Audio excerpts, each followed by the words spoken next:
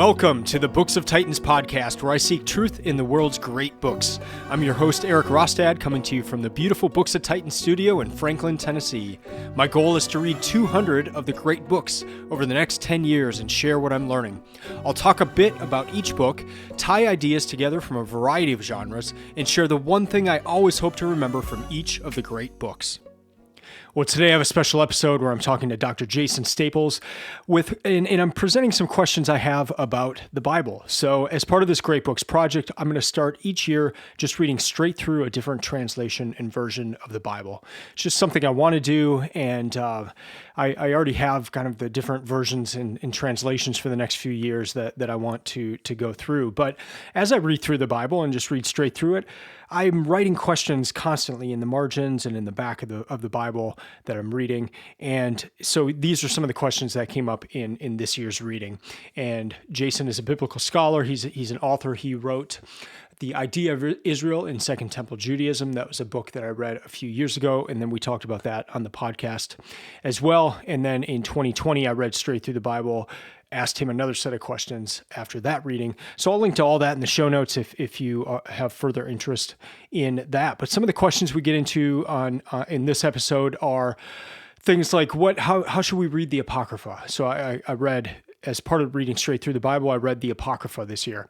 How do we view that?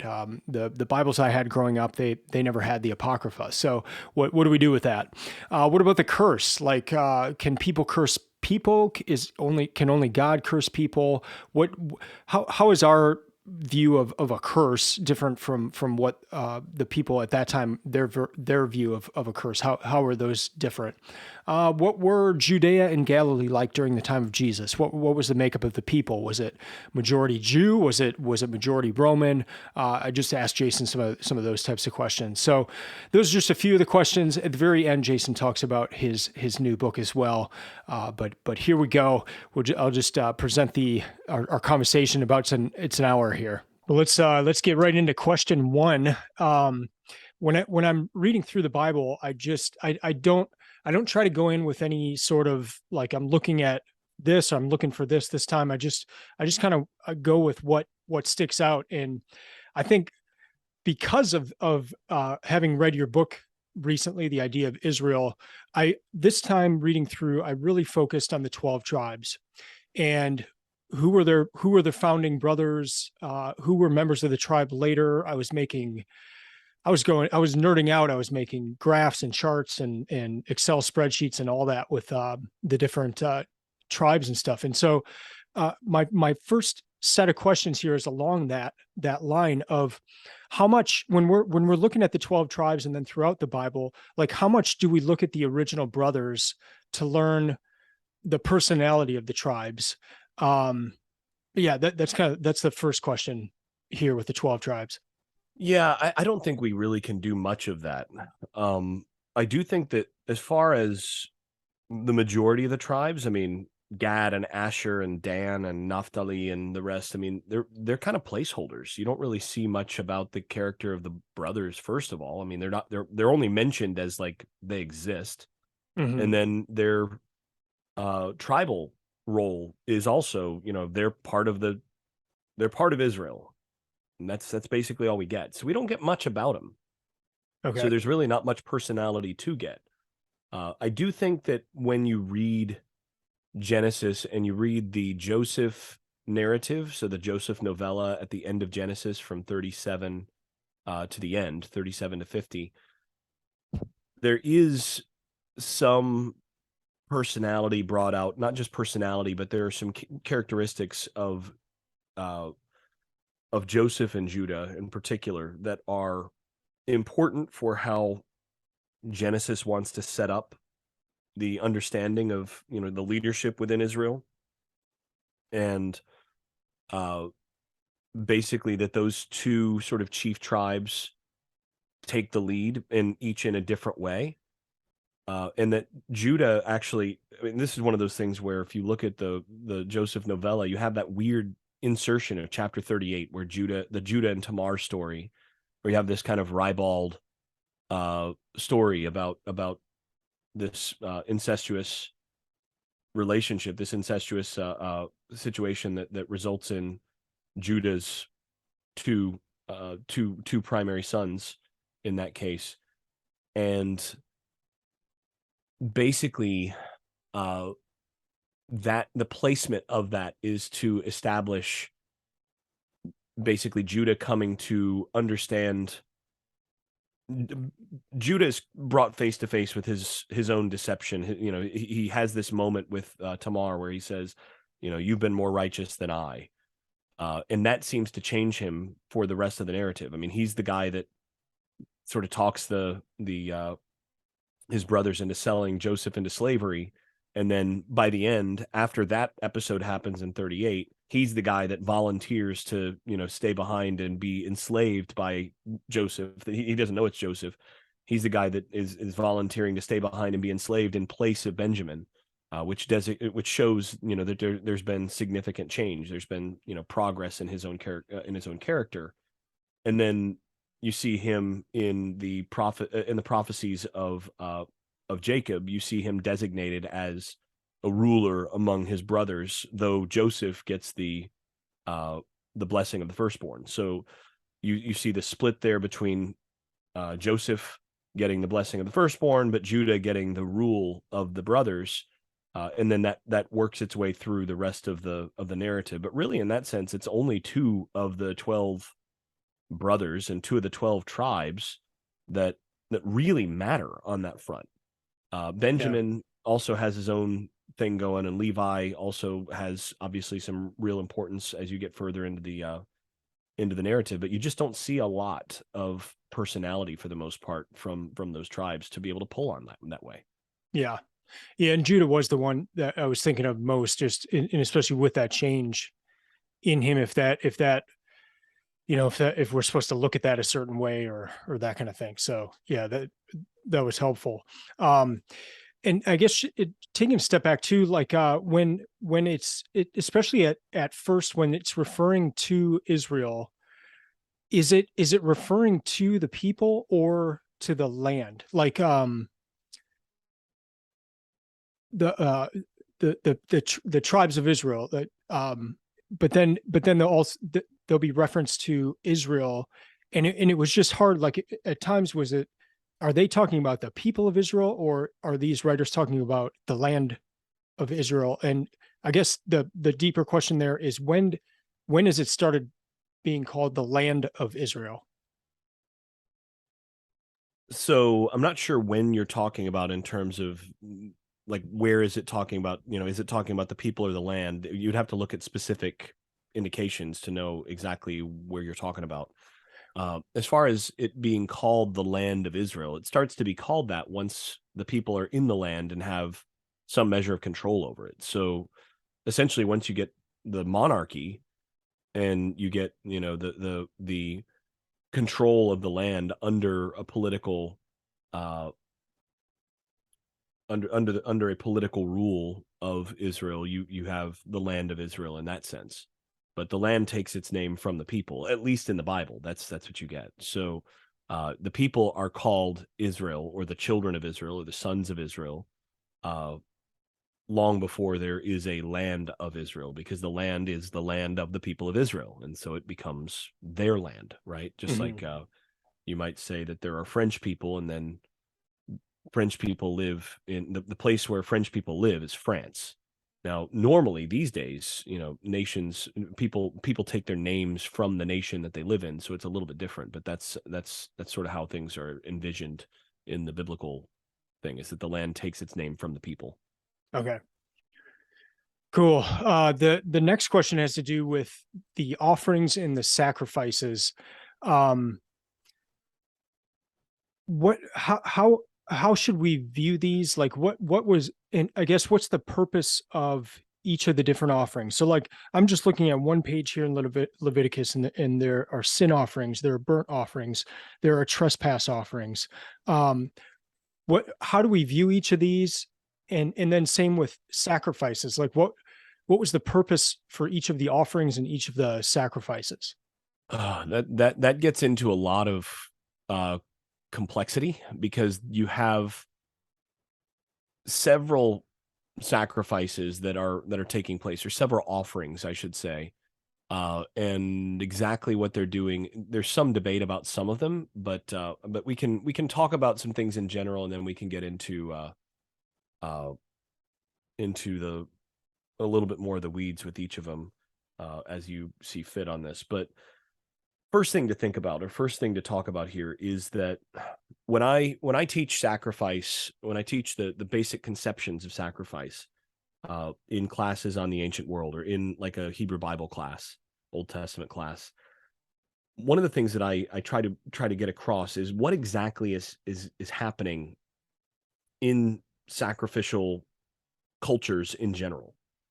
Because it's something that we're pretty detached from. It's like, okay, you're going to go down there and you're going to, take some animal and, just sacrifice it. Like, most people think of sacrifice as like you're coming and you are giving something up. So you take the animal and you, just burn it, and, well, so much for that animal. And, but I sacrificed. And there is the olah, or the whole burnt offering, that is incinerated. Like, the whole thing goes up. The olah means to go up, and so you have the whole thing burns, and so it goes up in smoke. You do have that, but that's not the most common thing. But in any case, most sacrifices in the ancient world, and most of the sacrifices that you're going to see happening in the Bible, are a little different. And this is where, C.S. Lewis put it well at one point, where he said every temple in the ancient world, and still actually in certain parts of the world, every temple was basically a slaughterhouse.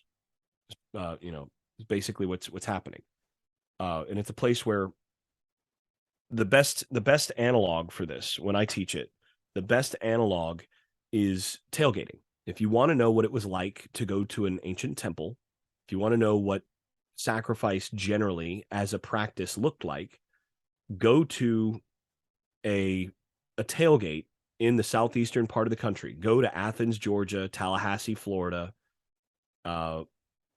Red Stick. Go to Baton Rouge, Louisiana. Go to Tuscaloosa, Alabama on a home game Saturday, and go there and see what people are doing. And what has happened is they have gone to the place where the deity puts his name. So, you have the dogs are there, and, Uga is present in his presence. You go to where Uga is present, to where we as a group recognize that we are here as sort of servants of Uga. And we're coming together, and we are going to have a common meal with some really good food. And, you go to the good tailgates, and they've got, these massive smokers that they, that they pull in behind their pickup trucks and all this. And, you open it up, and you got like a whole side of beef in there, a whole hog or whatever. And, you eat like real, a lot of meat, and people generally getting, they're imbibing a decent amount of alcohol, these sorts of things. And this is how sacrifice essentially worked in the ancient world. Is it basically the difference between sacrifice then and what we have now in tailgating? The primary difference is that instead of having a pre-slaughtered animal that you tugged along in the smoker as it's cooking on the road behind the car, you just bring it live and slaughter it on site, and then cook it. And actually, you have, your professional butchers, or your, essentially your priests, who, slaughter it, quarter it, do all the stuff that's necessary, skin it, cook the meat and all of this, and they participate, and then they get their share out of it, and then you get yours. But isn't there more of a contrition on the side of the going to the temple to sacrifice? Or, because I view it like a football game, like you're going there to have fun, you're going there to party. Whereas like a sacrifice, the way I view it, and I'm asking here, like, is the right way to view it is like you're going, yeah, you're going to be eating meat, it's a communal thing, but it's more out of an act of contrition for the wrong I've done, or Generally, not? no. In most sacrificial contexts in the ancient world, and there is some difference in certain cases in the Hebrew Bible, but generally these are celebratory contexts. You go and you make these offerings, and you pour some out for God, right? You make your libations for God, and then God gets his part that burns up on the altar. And then the priests take their part, and then the rest of the party takes their part. And the thing is, in the ancient world where you don't have freezers, you don't have, refrigeration, if you kill a 300 pound, let's say a 250 pound sheep, or a 3,000 pound bull, you got a lot of eating to do in front of you. Yeah. You kill a bull, first of all, you're pretty wealthy to have it. And secondly, you're inviting everybody. Everybody's having a good time and eating that as they go along. So that's the default. This is a basically a big party where everybody's able to get together and eat and celebrate the goodness of God. So essentially, you have you're celebrating the beneficence of God to give you what you have. So this would be, for example, what is often called a peace offering would fall into that category, or a fellowship offering, sometimes translated that way. It's shalomim. You hear the shalom word in there. It's like the well-being offering, and this is the default kind of offering that is going to be offered by most people most of the time. Is you're going to come in, you're going to have a big feast, and you're doing it in Thanksgiving, and as a part of worship, as a part of Thanksgiving worship. So that's your kind of default offering. And it doesn't alter the relationship with God. Like, isn't there some sort of there's been wrong done? You're sacrificing this animal to get back to God, or no? No, not with the peace offering. So with the shalomim, or with that kind of offering, you are offering out of thanksgiving and well-being, and you are just basking in the presence of God. You are having a common meal where the deity is invited, and we are eating in his presence. And thank you, God, for giving us this well-being. You also have the grain offering, the mincha. The mincha has it's an offering. It's like, you have like a handful of grain here that's put up, and part of the grain goes to God and is burned up. Part of it is taken and eaten by the priests, and then the rest is again eaten by the people. And it would be similar to similar to the peace offering as well. Now, the burnt offering is a little different, right? So as I mentioned, you've got the olah, the whole burnt offering, where in this case you bring the 350-pound sheep or whatever. It's a pretty big sheep, I guess, a 200-pound sheep. You bring that 200-pound sheep, you cut its throat, and then you incinerate the whole thing on the altar. You do not eat any part of it. The priests do not eat any part of it. And the whole thing goes up before God. And so this is essentially given as a gift, and has a sort of purificatory function. The Hebrew word kippur is difficult to get in English, but it's to like wipe clean or purge. And the basic idea here is that you are essentially in the burnt offering, the smoke of the offering becomes sort of like food for God. So God doesn't, need like physical food in the way, like he doesn't eat like flesh in this way. But as the smoke for the animal goes up, it sort of becomes a part of the domain in which God actually exists, and serves as a gift toward God, as a way to ensure proper, good relationship. And this is done, by the way, evening and morning in the tabernacle or in the temple. It's done on behalf of the people, evening and morning by the priests. So once in the morning, once in the evening, kind of have God's breakfast and then God's dinner. And in each case, this has a purificatory function, in that the people are essentially putting God first. and it has a that purificatory fashion function when it comes to ensuring that the people are able to continue to approach God as they should.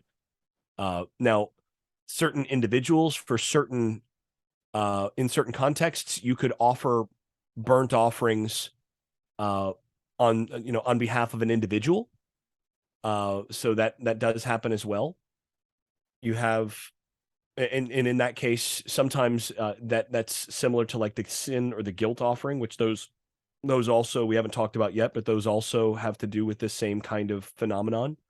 And again, in this case, what's happening is the smoke is going up for the olah. It's going up before the Lord in place of the worshiper in some sense. And again, it's providing that sort of purificatory bridge between heaven and earth, and between the worshiper and God. Then you have the chata, the sin offering. It's usually in English translated sin offering. Might be better to take it as something like purificatory offering. It's also a purification offering. It's a little bit tricky, but in this case, what you have is the person comes and they confess their sin. They state their sin. They state what they've done wrong, their guilt, and then they lay their hand on the head of the animal. The animal is sacrificed, or the animal is slaughtered, and then the blood is sprinkled and so on, as is the case with most of the others. And then the fat parts are offered up in smoke, just like in the peace offering. And the priests take their portion as well, but the people do not eat of that, if I remember that correctly. And again, this has to do with purification of, essentially, with making sure it's a purification in the context of someone has broken one of the covenantal strictures, and this is sort of like a restitution offering in some sense, right? You've broken relationship with God, so now you are going to make restitution in some sort of way, and then that sort of decontaminates the tabernacle itself for what you've done. So it's less about decontaminating you exactly, but more about making sure that God doesn't withdraw his presence from the tabernacle or from the temple. So you go and you take care of that way, which is why the blood is sprinkled on the altar and on the the base of the altar, and on oftentimes on the some of that blood is put on the horns of the incense altar. These sorts of things. It's about purification of those spaces that have been threatened, the purity of which has been threatened by the presence of sin in the community. So the blood is not sprinkled on the individual. In those cases, generally not. Okay. And is this how all cultures at this time viewed offerings, in the sense of the smoke was going up to the gods? You get some of that. I mean, if I think you're reading right now the Enuma Elish, right? That's coming up, but what I'm thinking of is Gilgamesh, where the gods get mad at Ea or Ea, that god, because he did the flood, and then the gods starve because the people aren't offering sacrifices to them. So is it that idea of what you just said, where they're kind of eating through the smoke of the sacrifice? Yeah, that's a pretty common thing. Now, in the Enuma Elish, you have the gods are personified as, like, they come upon the offering like the insects, like the flies that come down to deal with the corpse and all of this. So the gods are kind of personified in that fashion. But again, it's a very similar kind of notion that this is, as you get this transformation of this solid thing to smoke that dissipates into the air, the deities that are celestial and sort of airy in some sense are nourished by that. Mm-hmm. So yeah, that's a pretty common thing in the ancient world. Okay.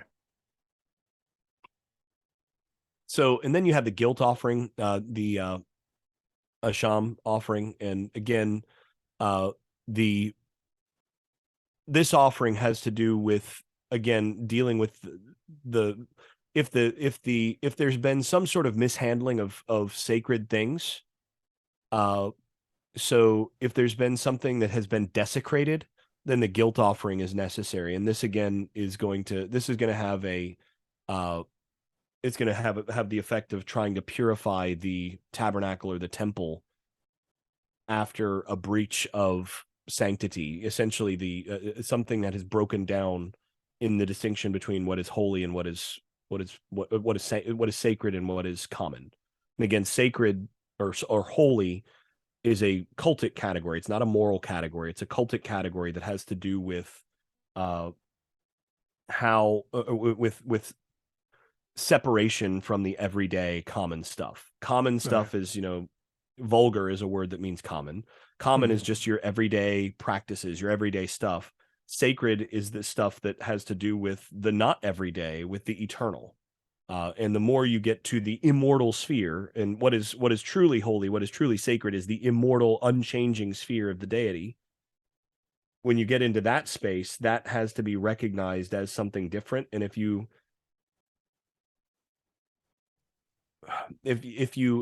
inadequately, if you desecrate that, if you treat that space as common space, then there needs to be some sort of guilt reparation for that, and that's what the guilt offering is for. So once again, that has to do with it's very similar to the sin offering, but there's a little bit different blood manipulation ritual that's going to be a little bit more like the burnt offering or the peace offering, because it's not purification of the sanctuary that's going on, but rather other things. So I'm afraid this has been a little bit unclear in some sense, but this is a lot to get through in a short amount of time. Yeah. Well, no, I mean, just the separation between like peace offering and sin offering is very helpful, just to know, one's more of like a party, one is more for purification. But like in all of these things, would it have been costly to the individual? I mean, I know people would have had different levels of wealth, but if they're having to provide these animals, and I remember in parts of it, like if you are poor, you could bring a different animal than someone who is richer. But like, is this heavily costing people every time they go to do these offerings, or is this just kind of a well, with the peace offering, that's just what you do when you need to when you're going to eat meat. Yeah. Right. I mean, that's a good way to have your party, to eat meat before the deity. And especially when, before you have the centralization where it's limited to Jerusalem. I mean, this is what's happening at all the, sacred high places and all of that. You see this in like 1 Samuel, when Samuel is presiding over the sacrifice. He blesses the sacrifice. They get together, they butcher it. They then get together, and you've got that example where Saul is, Samuel knows Saul's going to come, and he's designated like the choicest part of it for Saul. Like, oh, put that aside. I know somebody's coming here. Like, oh, there's your part, and that's part of the sacrifice that he's eating. That is a fellowship offering or peace offering. Okay. And that's your default thing. So, yeah, if you're the person from whose flock that was taken, then yeah, that's a costly thing. But I mean, at the same point, you're raising cattle and sheep and other things precisely for that function. Okay. It's just a matter of like, once it's killed, it had better all be used quickly. So that's a part of it. Now with the with a whole burnt offering, if somebody's offering a lot of whole burnt offerings, yeah, that's costly. If someone brings a guilt offering or a sin offering where they're not actually getting meat out of it, yeah, that's costly. And in certain cases, you have certain purification offerings that are required where it says, like, if it's a poor person who can't afford to bring a goat or a sheep, then, a couple turtle doves will work. And so basically you have to go out and find a way to get those turtle doves. And the way it worked in the temple is that they actually had, caged doves that they bred for this function. You could go in with a couple coins, you could buy what you needed for that. So there was an assumption that like some people could afford this and other people couldn't. And so for the people who couldn't, like, well, you offer these doves and we're good. So yeah, there's a little bit of that, but yeah, with the sin offering, the whole burnt offering or the olah, with the guilt offering, those come with some cost for sure. Mm-hmm. Okay.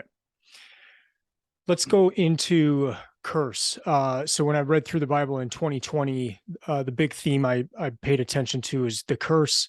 It showed up on like page 3, and then it showed up on the last page of the Bible as well. So Genesis and then Revelation.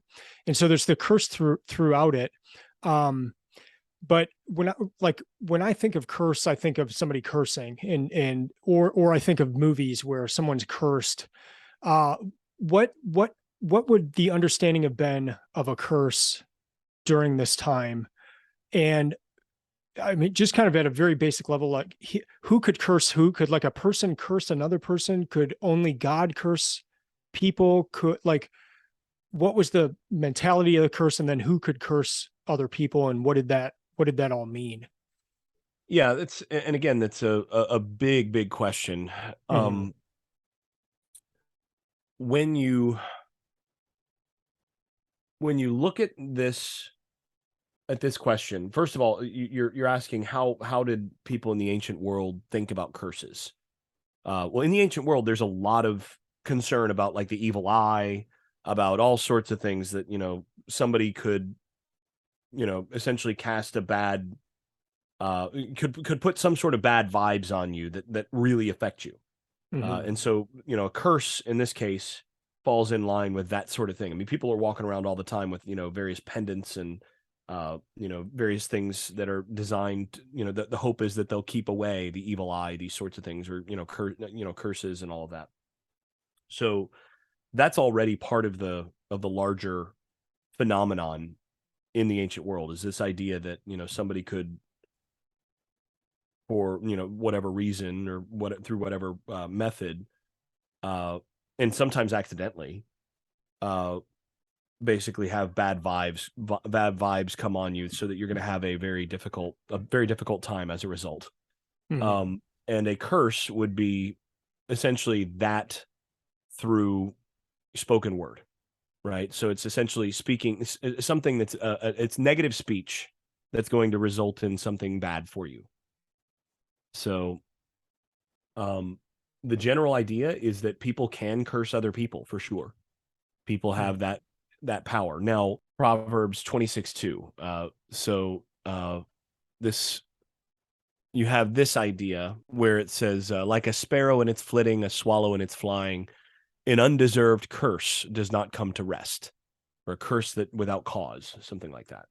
Um, so the idea there is that a curse can have effect if you deserve it, right? So if someone Mhm. curses you, if you are innocent, then God will essentially intervene. But if you weren't and you deserved it, that could actually have like real impact on you. That's the Mhm. kind of presumption that's embedded in that idea.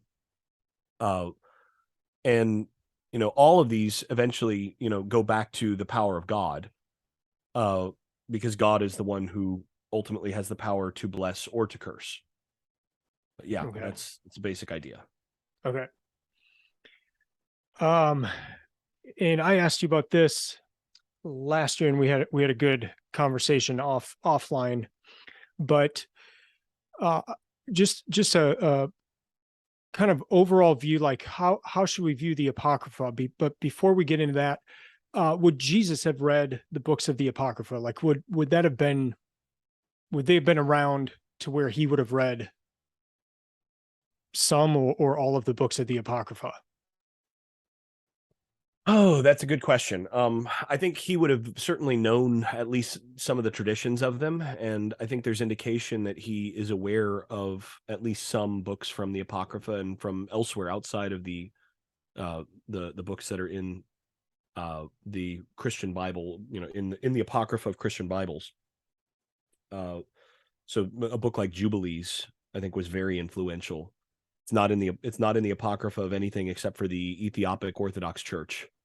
Hmm. So, you know, but it was known in Jesus' day and was influential among certain groups in Jesus' day. And I think it had some influence in the early Christian groups as well, though they didn't agree with everything on it. It's part of that discourse. So yeah, I think he knew and was aware of many of those traditions. Now, you're asking to some degree what, like, how should we view it, or like how should we understand it, or I'm not quite. Yeah, in the sense of like it was never in the Bibles I had growing up. And so I always viewed it with trepidation. I always viewed it as something scary. Maybe there was things in there that I shouldn't read. It doesn't have, but there's a lot of things that are similar to the rest of Scripture. So there's prophecies in there. So how do I view a prophecy that a lot of people don't consider to be in the canon? Does it have less impact? Is it like a half a prophecy then, or like, how do I view it in that? Well, I mean, that sense? so this gets to a matter of faith, right? This ultimately has to do with more than just straight up biblical interpretation. This has to do with how you're drawing the boundaries of, what is authoritative and what's not. And so to some degree, that's kind of up to the reader and up to the community on exactly how you're going to take that. But I think in general, the most important thing in terms of thinking about this, or the easiest way to think about it, has to do with thinking about what a canon is, like what the purpose of a canon is, like what the function of a canon is. Mm-hmm. And I'll give you a little test here. I'm pretty sure we mentioned this last year. Do you remember what canon with the one N actually means? No. So that's actually really important here, because canon means measuring rod or measuring stick. So, yardstick, something like that. So it is a measuring rod. It's the standard by which other things are measured. And so the function of a canon in a religious community is not to be the sum total of all knowledge for that religious community, right? The Bible doesn't work that way for anybody. Mm-hmm. No matter how much somebody might say, well, only book that matters for me is the Bible. Yeah, I'm pretty sure you've read a cookbook before and you followed those instructions because you thought that would be useful, right? Mm-hmm. Just because that's not in the biblical canon doesn't mean that it's not valuable, right? And it turns Mm-hmm. out that there's I just recently learned this. If you bake bacon in the oven with a little bit of flour on it to absorb the fat as it warms up, Mm-hmm. it comes out perfect. So you just put flour on it, right? Well, just because that's not in the Bible doesn't mean that it's not true. Doesn't mean that it's Mm-hmm. not actually really valuable, right? I mean, if you like bacon, that's a pretty good way to go. Or if you prefer, bacon is not on the menu because bacon is proscribed, it's prohibited in the Torah, then maybe you go and find another kind of menu option. But again, just because those things are not in the canon doesn't make them not valuable. What it means is that the purpose or the function of a canon in a religious community is to establish what serves as the standard by which other things are measured within the life of the community. So essentially, if something more or less goes against the ideas that are present in, say, the Gospel of Mark, then that can be rejected offhand by the community, right? If Mm-hmm. somebody wants to propose that there's a particular way of viewing God, or particular behaviors that are acceptable or not, you turn to the canon and you say, well, according to what we have designated as authoritative by our measuring stick here, this says that behavior is not acceptable. So you're going to have to find really good reason to demonstrate that there's some other interpretation of this that would mean that is okay. But the canon functions that way, as a way to designate what is absolutely trustworthy, and then thereby serves as a measuring stick for everything else. And anything else that contradicts what's in that larger canon, that can be rejected out of hand.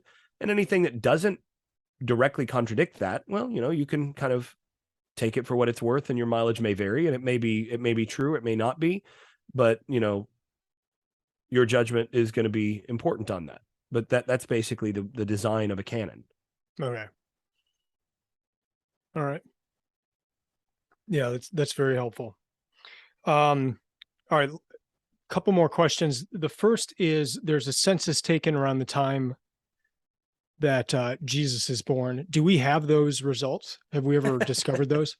No, and there's a significant amount of doubt among scholars as to whether or not that census at that time actually happened, or whether or not that's just a literary device from Luke, because we do know about a census that happened in 6 BCE under Quirinius, when Quirinius was governor of Syria. But Luke is saying that this is happening about 10 years earlier, 7 years earlier, basically. And he says this is the census that became important when Quirinius was governor of Syria. It's actually usually translated otherwise. It's usually this was the census when Quirinius was governor, which is completely, I mean, if that is what he's saying there, then it's not right. I don't think that's actually what the Greek is saying there, but this is the census that became important when Quirinius was governor. So I think he's signaling to this later thing down the line, but we don't have the results from either one. I mean, if there was one at the time that Luke is talking about, then, we definitely don't have that. And we don't have the results from the Quirinius one, which we have, discussion of in other sources. So yeah, the thing is, we don't have a whole lot of information from antiquity about anything. We're fortunate to have anything. And that's just not one of the things we have. So the reason behind that question is, I mean, what were Judea and Galilee like during the time of Jesus? Would they have been majority Jew? Would they have been a majority Roman? The Jews seemed like they had quite a bit of religious autonomy under the Romans, but like what was the makeup of the land, especially Judea and Galilee? Yeah, it's a good question. So Judea was vast majority Jew at the time. There was mostly Jews in Judea, and there were a few peoples from other groups, but for the most part, it was 90+% Jews, and then you'd have small battalion of Romans that would be there. During most of the year, the Roman governor would actually be out in Caesarea, near the coast. He didn't want to come that far inland and slum it with all the people. So they had Caesarea along the Mediterranean coast, down by the beach, and hang out there where it's a little nicer. And then Passover, you come inland, and you make your presence known in Jerusalem at that time, because that's a powder keg that you want to make sure doesn't get lit. But so you have some soldiers that are there, and some others, basically I have to think of it as like an independent contractors on behalf of the Romans in various ways that are there.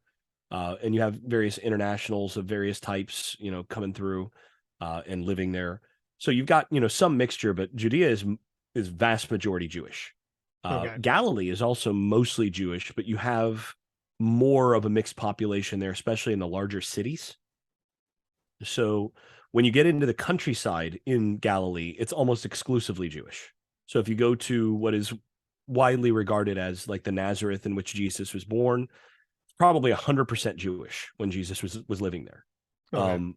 But if you go to Sepphoris, or you go to Capernaum, you're going to have a much more mixed population, where you're going to have merchants and others from various places, and you also have, again, a Roman presence in that region as well that are going to be doing their thing. But for the most part, it's mostly Jewish in Galilee as well. Now, of course, you have the Samaritans in the Samaria area, which is between the two, and the Samaritans are not Jews, but they're also not Romans or any others. They claim to be Israelites, but they're not from Judah.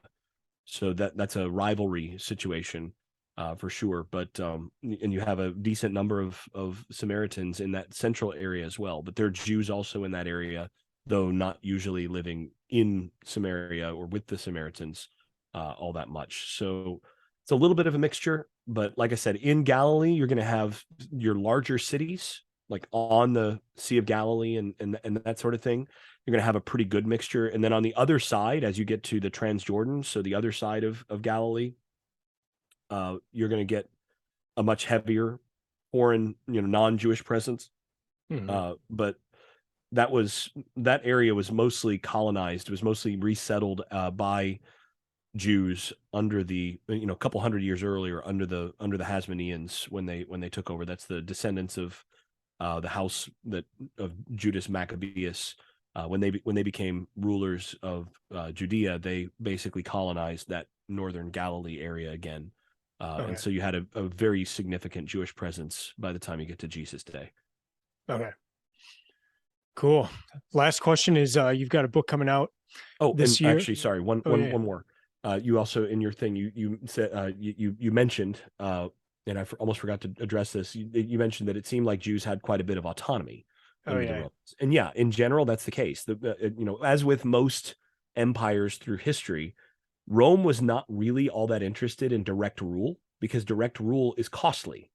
Like it costs resources and it costs attention and time, and you have to actually deal with all this stuff on the day to day. You don't want to do that.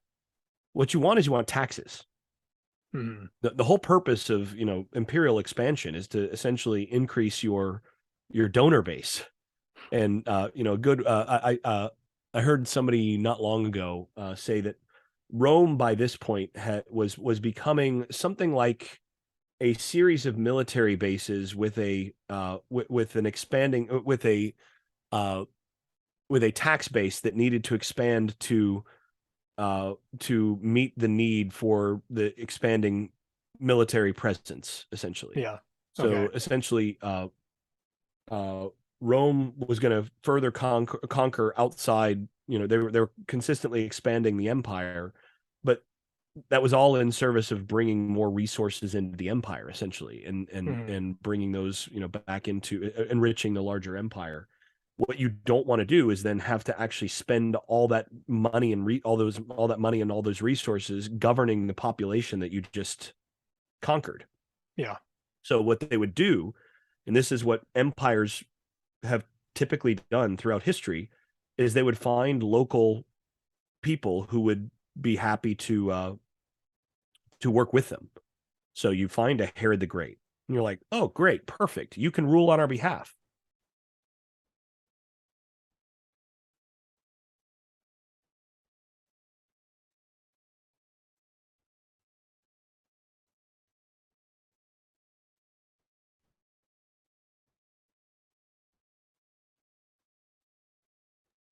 Well, the GarageBand file is going to be real interesting. That's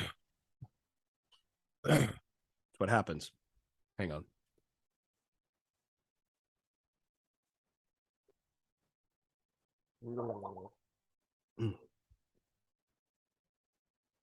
What you want to do is you want to find somebody like Herod the Great who is local enough and has enough power in that among the population that you can say, okay, here's the deal. You bring in this much in taxes, you can do everything the way you want. Just send us our money. Yeah. And then the locals rule on your behalf. And by the time you get to the 30s, when, the 20s and 30s, when Jesus is running around in his ministry, the late 20s and early 30s, by that point, you have Pontius Pilate, he's the prefect in charge, but he's in Caesarea most of the time. And, he's just kind of there. And his job is to make sure that the area stays under Roman control and that taxes keep flowing. But he really ultimately rules through the person who handles the day-to-day operations on behalf of the Romans is the high priest. And the high priest then has all sorts of other locals that are in charge as well of making sure that they keep the peace. And they're incentivized to do this because if they don't, they lose their head, first of all. The Romans will come in and take care of them. So, it's like, well, we're incentivized to make sure that we handle things on behalf of our people. We keep our people in place because otherwise I'm in trouble. And then also, if I don't do this, then they'll come in and wipe us all out, not just me. So essentially you have the people working and ruling on behalf of themselves. But again, the whole thing is ultimately going to go back to there's going to be taxes paid to the Romans. Mm-hmm. And so the Romans were really not interested in like restricting religious freedom and those sorts of things. There's a lot of autonomy there. Do whatever you want. Mm-hmm. As long as the money comes to Rome, we are happy. Mm-hmm. You can, there are a few things like you can't, sacrifice people, right? There's no human sacrifice allowed in the Roman Empire. So if you're going to do that, like, well, we're going to have an issue. But if you, upped your taxes enough, we might look the other way. I mean, that's just how Rome was. Like they were Mm-hmm. very, very tolerant of whatever didn't get in the way of money, Okay. which is how empires traditionally have worked. I mean, empires have usually been places where people have a lot of autonomy in all sorts of other areas as long as the empire gets paid. Mm-hmm. All right. So you've got your second book coming out this year. Can you give us the Reader's Digest version of what we can expect? Wow. Reader's Digest version. Let's see how fast we can do this. So my first book, as you remember, was on the concept of Israel in early Judaism, and essentially what would it mean when people were talking about Israel, and Mm-hmm. when people are talking about the expectation of Israel's restoration. And one of the things that book put forward and demonstrated is that in the time period that Paul, for example, is writing, and before him as well, Israel was not equivalent to the Jews alone. Instead, Jews are a subset of Israel, but not the whole, and that you have this expectation for a large-scale restoration of Israel that's going to include all 12 tribes, including those tribes that are not affiliated with Judah in any way. Now, they'll all come under Judahite rule in some sense. I mean, there's usually some expectation of that as they are reunited, they'll come under David, or, come under a single king. Judah and Ephraim, the sticks of Judah and Ephraim will be joined together in the hand and will be placed under one king. That's Ezekiel 37.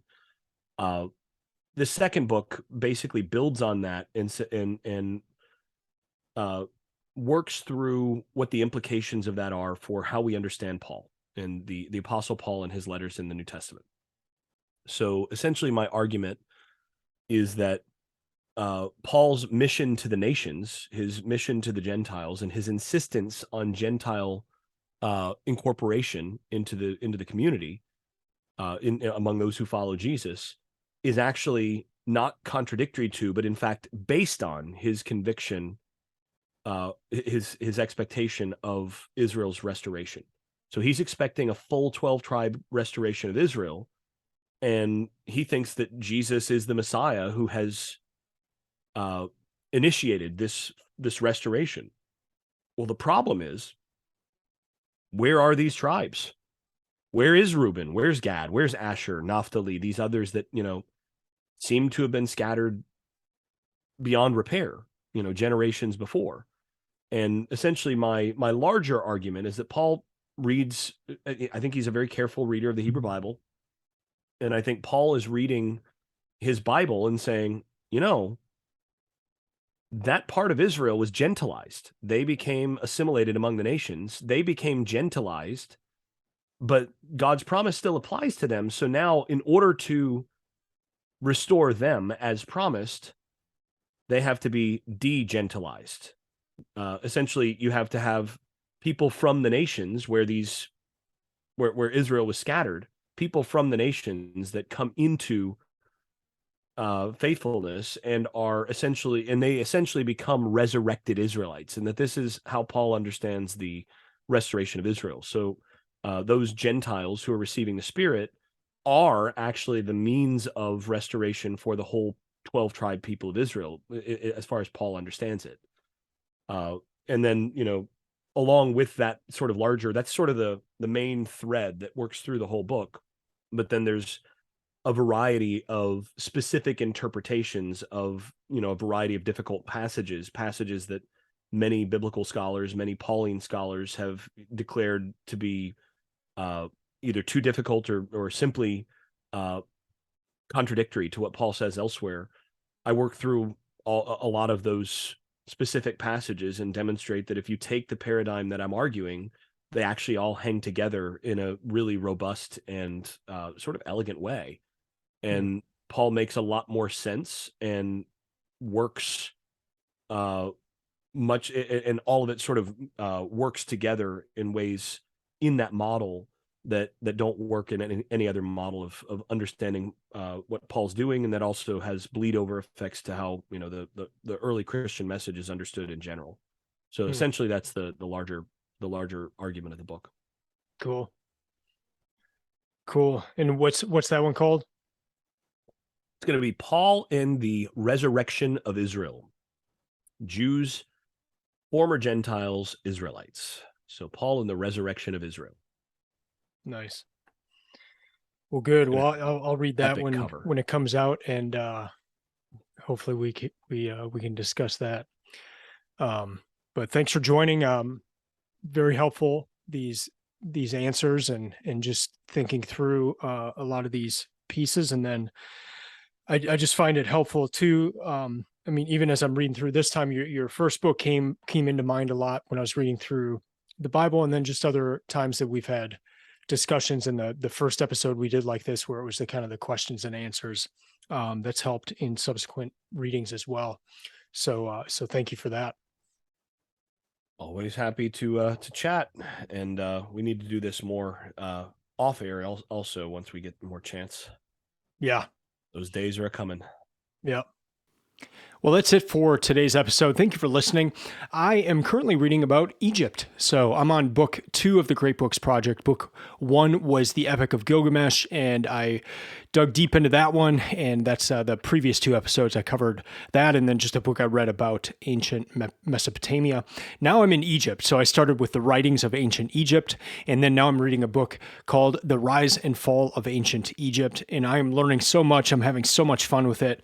After that, I've got a couple art books about Egypt, and then I've got 2 other books about Egypt that I will be reading. So I'm really, I had planned to just kind of read one other book along with the Great Book to get a further insight into the time or the people or the author of the great work. But with these first 2, I want to kind of do a deeper dive and really get to know these areas. So Mesopotamia and Egypt, I know so very little about these areas. So everything I'm reading here is so fun and exciting.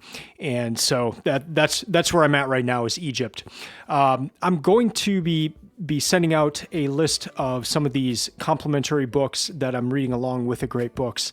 And I hope you'll join me in reading some of those as well.